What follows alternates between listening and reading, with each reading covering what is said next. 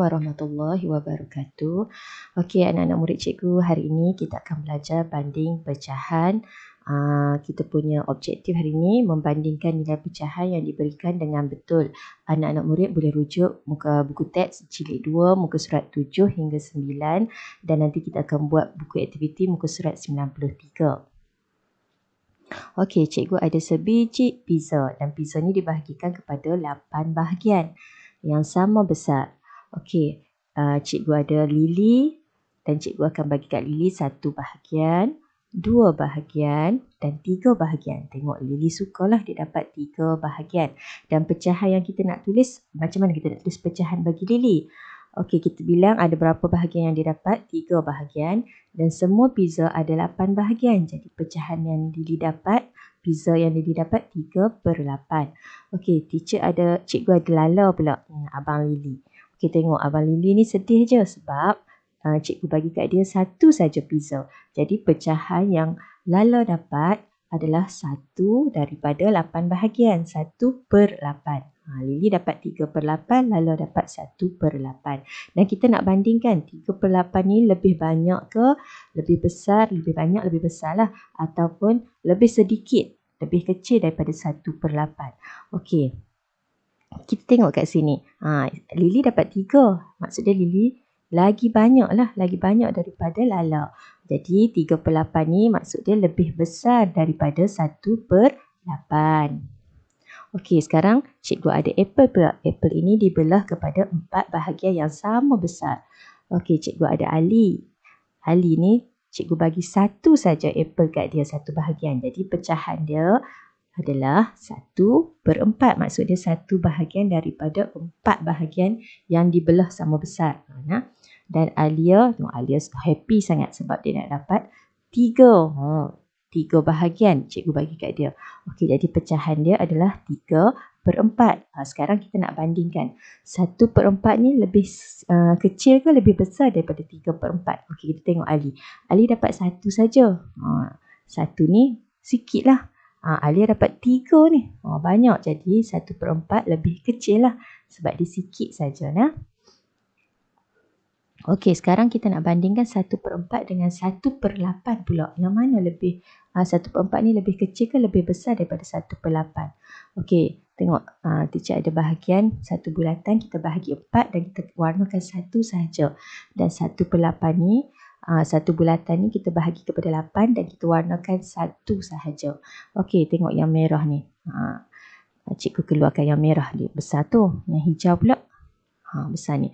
Jadi kita tengok 1/4 dengan 1/8. 1/4 yang color merah, 1/8 yang warna hijau. Okey, tengok 1/4 ni lebih besar ke lebih kecil? Lebih besar lah. Nampak dia lagi besar. Maksud dia 1/4 ni maksud dia 1 bahagian yang daripada 4 bahagian yang kita belah 4 bahagian. Yang 1/8 ni maksud dia kita belah kepada 8 bahagian. Okey, seterusnya kita nak bandingkan 1/10 dengan 1/6. Okey, yang ni maksud dia 1/10 kita bahagikan kepada 10 bahagian dan kita ambil 1 sahaja bahagiannya. Dan 1/6 ni maksud dia kita bahagi kepada 6 bahagian dan kita ambil 1 bahagian. Okey, cikgu keluarkan warna hijau dan warna kuning. Kita boleh tengok hijau ni lebih kecil, yang kuning ni lebih besar. Jadi 1/10 lebih kecil ke lebih besar? Lebih kecil lah, sikit. Nampak dia kecil je. Berbanding yang kuning ni 1/6 ni lagi besar. Itu cara kita bandingkan. Okey, sekarang teacher ada 2/4 dengan 3/4. Kita nak bandingkan. Kita tengok bawah dia sama. Penyebut dia sama. Jadi kita akan bandingkan yang atas. Maksud dia dua-dua ni belah pada 4 bahagian. Sama saja. Yang ni kita ambil 2 bahagian, yang ni kita ambil 3 bahagian. Jadi kita kena bandingkan yang atas.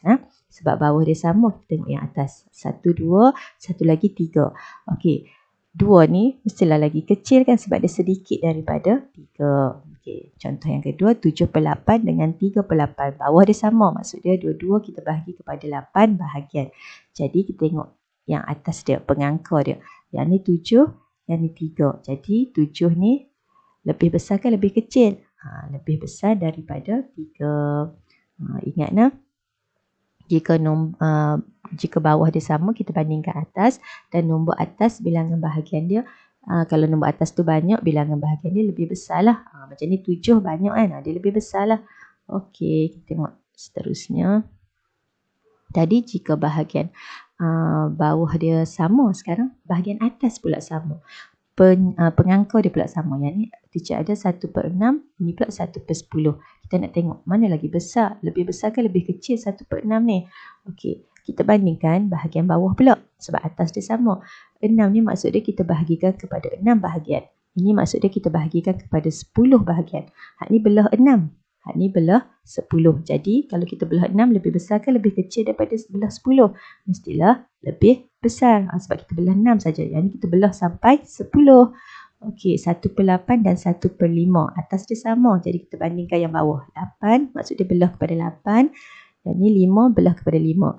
Jadi kalau kita belah kepada 8, dia mestilah lebih kecil. Ingatlah. Jika atas sama, kita bandingkan bawah. Dan nombor bawah yang banyak, maksud dia bahagian pecahan dia lebih kecil. Maksud dia kita belah lagi kecil. Okey.